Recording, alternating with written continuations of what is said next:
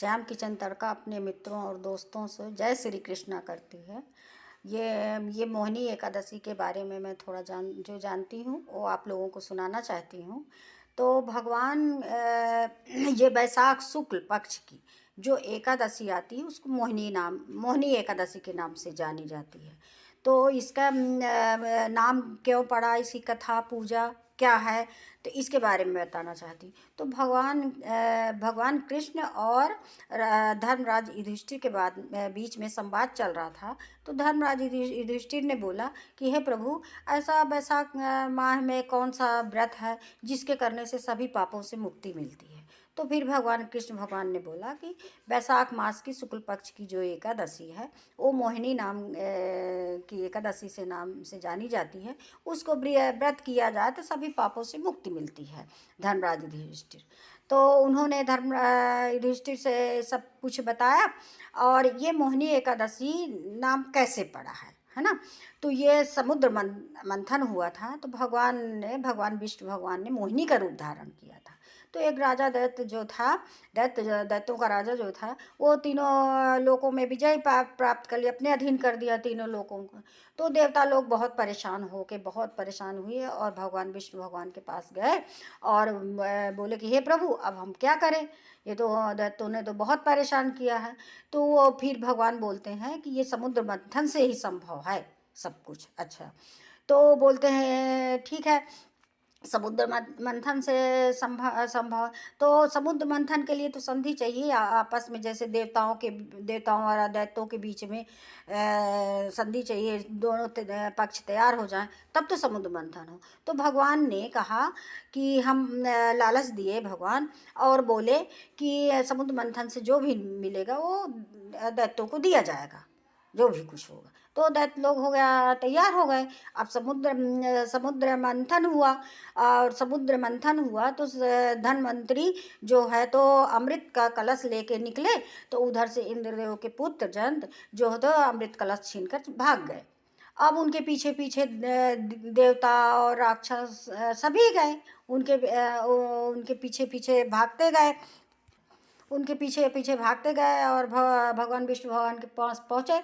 तो भगवान विष्णु भगवान ने बोला कि ठीक है, आप लोग परेशान मत होइए, हम सबको अमृत पान मिलेगा, अमृत पान सबको मिलेगा, आप लोग शांत रहिए। तो वो फिर भगवान विष्णु भगवान ने मोहिनी का रूप धारण किया। कृष्ण भगवान ने मोहिनी का, एकमात्र स्त्री का, और इतनी सुंदर कि सभी लोग मोहित हो जाए उसमें जिससे। तो मोहिनी का रूप धारण किया और अमृत कलश लिए। तो फिर आप नाच गाना मोहित करने लगे। तो देवता भी मोहित हो गए, दैत्य भी मोहित हो गए। तो अब मोहिनी जो है गान पान के साथ में सबको अमृत पान कराने लगी। पर अमृत जो है, अमृत पान सिर्फ देवताओं को करा रहे थे, दैत्यों को नहीं, राक्षसों को नहीं। पर वो मोहित हुए थे, उन्हीं का ध्यान बिल्कुल मोहिनी पे लगा था, जिससे वो समझ रहे हैं कि हम अमृत पान कर रहे हैं। जैसे किसी चीज़ में मग्न हो जाओ कि हम यही काम कर रहे हैं, तो वही, तो वो भी अमृत पान करा रहे थे।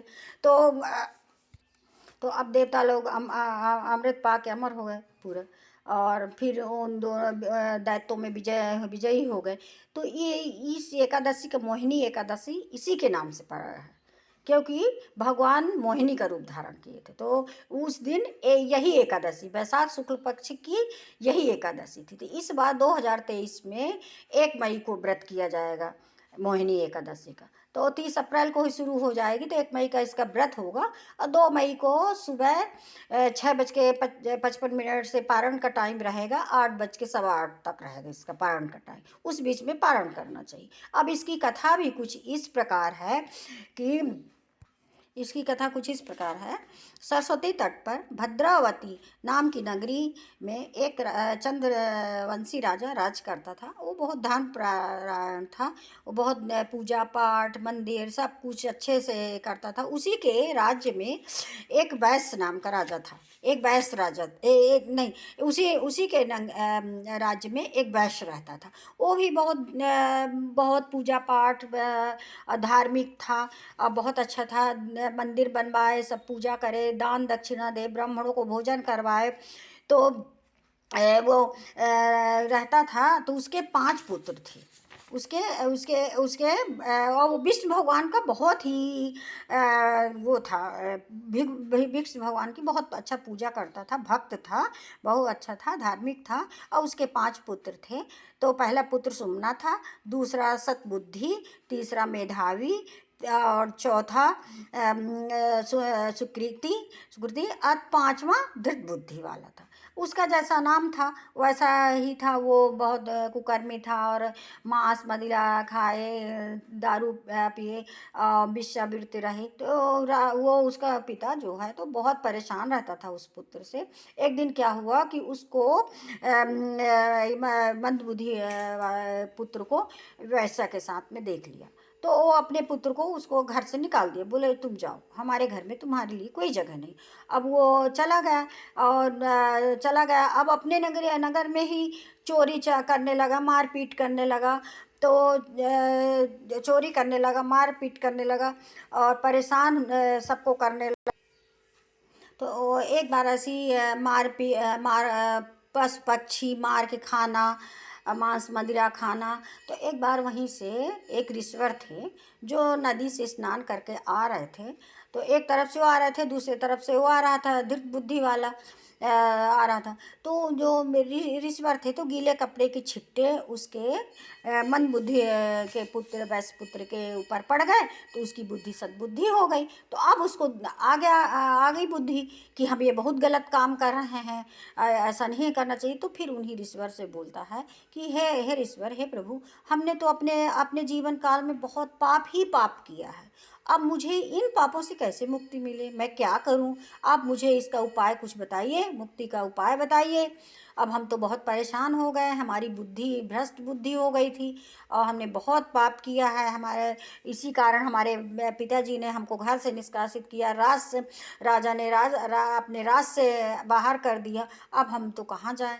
अब हम बहुत परेशान हैं, तो हमें कुछ इसका निराकरण का उपाय बताइए। तो ऋषिवर बोलते हैं कि हे मंदबुद्धि, तुम ऐसा करो कि वैशाख शुक्ल पक्ष की जो एकादशी है आने वाली है, वो मोहिनी एकादशी के नाम से जानी जाती है। उसको अच्छे से पूजा पाठ जैसा विधि विधान से पूजा करो, जो भी तुम्हारे पास है वो उसी से करो, पर अच्छे सद्बुद्धि से करो, और सात्विक भोजन करो, सब करो, और पूजा करो, और उसका व्रत का पालन करो। तो तुम्हारे सभी पापों से मुक्ति तुमको मिल सकती है, और तुम स्वर्ग को चले जाओगे। तो फिर वो क्या करता है, अब बोलते हैं कि 10वीं से ही इसकी तिथि शुरू हो जाती है। दूसरे दिन व्रत करिए, तीसरे दिन उसका पारण करिए। पारण का टाइम रहता है, दान दक्षिणा जो भी है, आप जो भी भोजन करो सात्विक, उसी में से आप दान कर सकते हो, दूसरे भूखे को भोजन खिला सकते हो, नहीं है तो गौ को दे सकते हो। तो तुम इस तरह से व्रत करो, तुमको सभी पापों से मुक्ति मिलेगी। तो वो इसी तरह धृत बुद्धि वाला बस पुत्र यही करता है। तो जब उसका व्रत पूरा हुआ, अच्छे से किया, और फिर वो सभी पापों से मुक्ति उसको मिल गई है, और स्वर्ग हो गया। तो यही कहा गया है कि वैशाख शुक्ल पक्ष की जो एकादशी मोहिनी एकादशी है, भगवान कृष्ण, विष्णु भगवान कृष्ण भगवान की ये बहुत प्रिय व्रत है। और इसका पूजन पाठ करके आप अच्छे से आप भी सभी पापों से मुक्ति पाइए, और स्वर्ग मिलेगा, मोक्ष की प्राप्ति होगी, सब अच्छा होगा।